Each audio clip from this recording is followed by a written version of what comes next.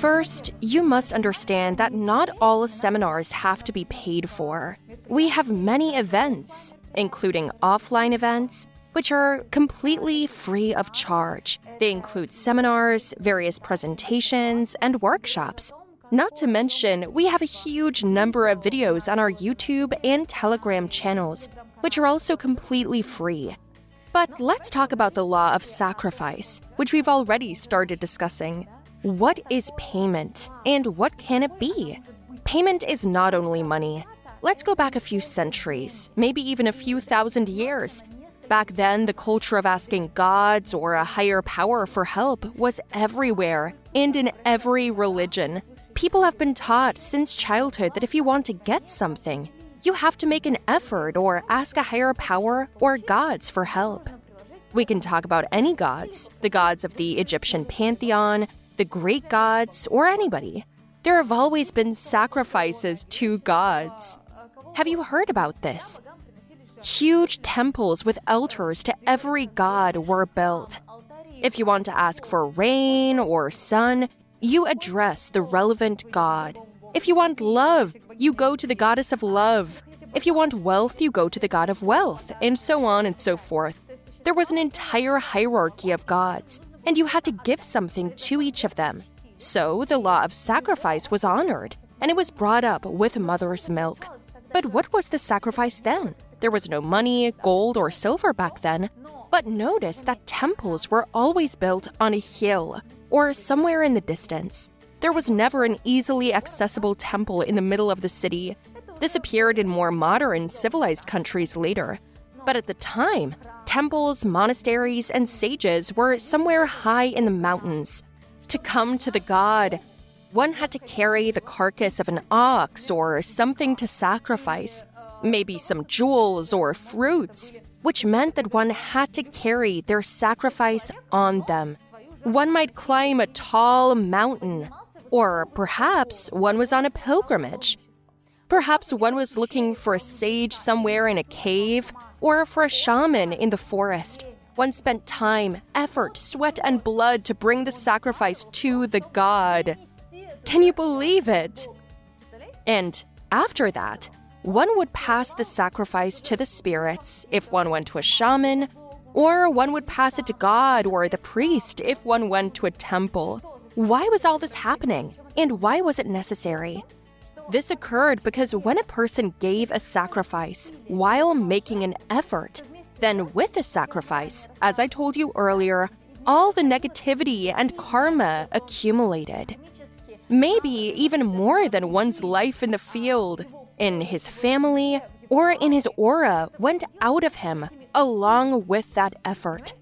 That meant that person did not sacrifice an ox because why does the god need an ox? He won't eat it.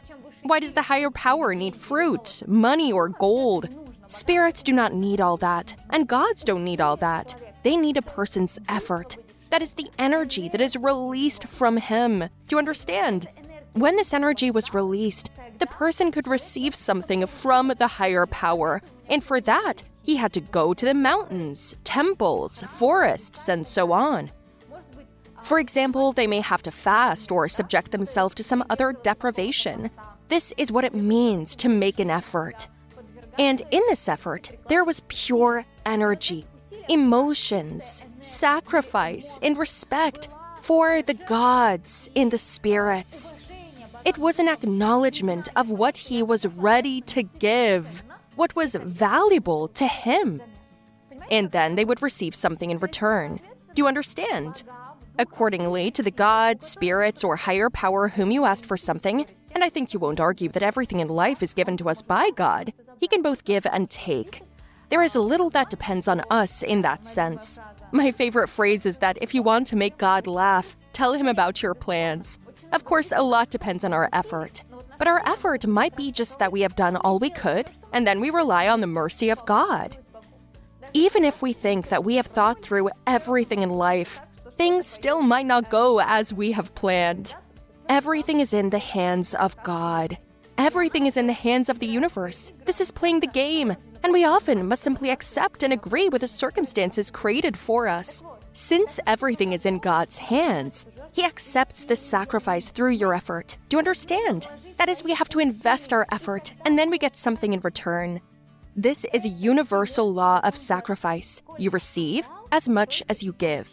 There is no other way it can possibly work. Let's now look at the modern world. Where do we put our effort and our energy, and what do we spend it all on? Do you understand?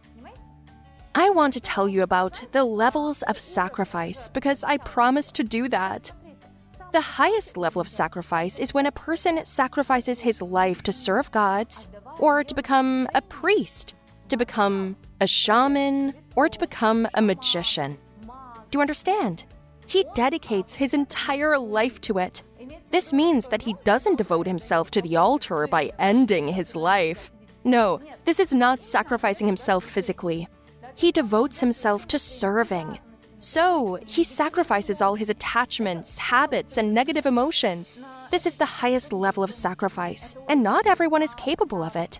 This is at the level of a priest or a mentor, the level of a high shaman or a magician, or a person that has given themselves completely and devoted their lives to this. This is a sacrifice that only a few are capable of.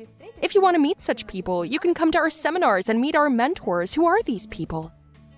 I have left a link to the seminar schedule in the description under the video as well.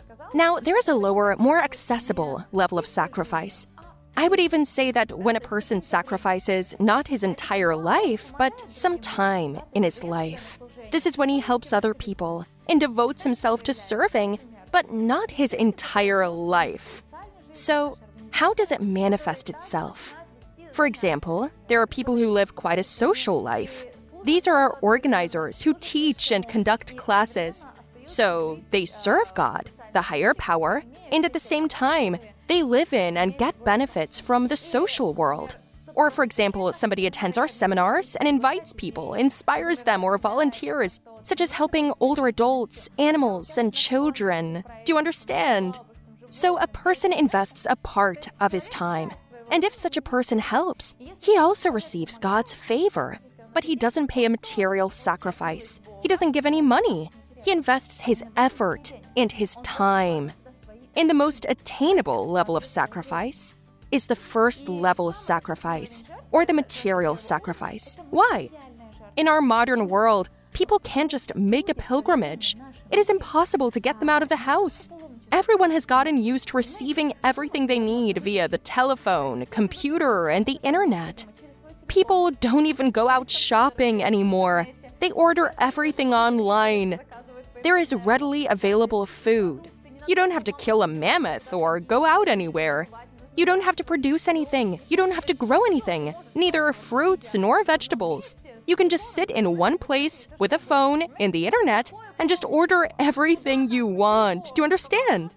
No pilgrimage, no mountains, no monastery. No one would do that in life. That is, we don't have it in our culture. We don't have it in our upbringing. Children are now given tablets as soon as they become old enough. To distract a child, they put cell phones in their hands, not sacred books, and teach them to pray to God. All of this is missing. People invest all their time and effort toward making money, so we have material prosperity and material wealth. And these are considered signs of a successful life in our modern world. And even those people who earn a lot of money become super popular, gain power and influence, or even become millionaires. Understand that they haven't got the mercy of God with all of that. Money didn't give them all of this, but they put all their effort into it. They invested years of education. They invested years in work. And what do you do with all of that? All their effort accumulates in these material assets or money. And without really giving their effort to God, the only thing they can sacrifice is material assets. They give money because they have put years of sweat, blood, and years of earning into it. This is how the energy exchange takes place. There is an energy exchange between the person who has invested his effort in earning the money and the higher powers and the spirits. You understand that spirits certainly don't need the money. They don't need wealth, cars, or houses, in the same way as gods didn't need oxen in the past. Do you understand? But it is the human effort that is important to them. A man has invested this effort, and they now express it in material assets. For the energy exchange to take place and the sacrifice to be properly exchanged, a man gives material assets. Even when we take a donation from people at the seminar, we always do it with a prayer. For example, when you participate in our seminars, you will perform a ritual before coming or just wishing to make a donation to the charities. In this case, we first put all the negative things, the illness, pain, conflicts, and poverty that you don't need into these material assets. All this then goes away with the money. Then, a special ritual is performed when this material energy is purified. And finally, we give this money to charity. We don't need it either. It is in the same way that spirits don't need money. Gods don't need oxen. We don't need these material pieces of paper. What can we do with them? Make a fire in the forest? We give it to those in need, to those people who don't have shelter, food, or parents, or older, or suffer from some problems. I know you can see it, as I told you more about this. We have many charitable projects and an entire volunteer movement where all these funds go. But the most important thing is what happens to a person who donates. When he donates, when he gives, he gets God's mercy. Do you understand? And if he receives an additional amulet, it is like a gift. It is already above expectations. He doesn't buy anything with this money. Do you understand? He receives it for his effort, meaning he is ready to give, and he shows it to the spirits. For example, imagine that a woman gave $10 to charity. She gave a sacrifice. She lives in poverty. Let's say she has no money, but she gives $10. Imagine that you put it on scales. It has a certain weight. Then, a rich person gives $1 million. His million doesn't compare to her $10. Why? Because it's more than that. For the spirits, her $10 weigh much more than his million. Even if he donates 10 million, he may be just a little bit more equal to her.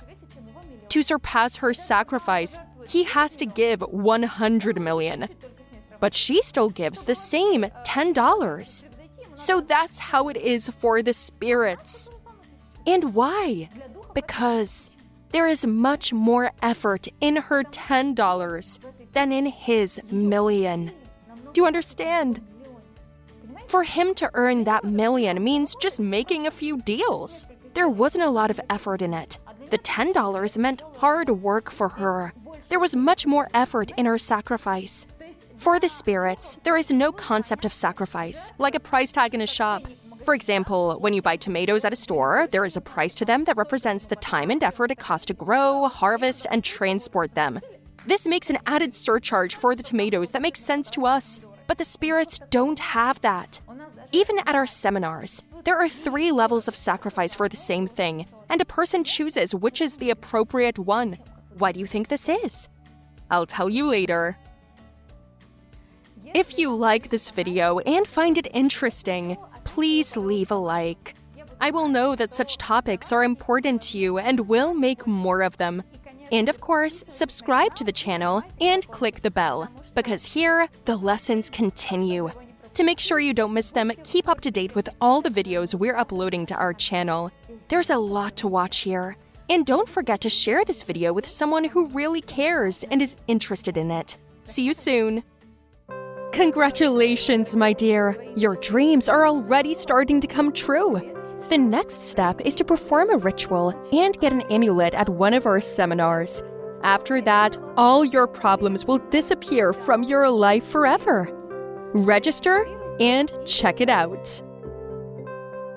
You will find more spiritual practices, music for meditation, and esoteric knowledge on our website, amazon1.org, and on my social networks, the links to which you can now see on the screen.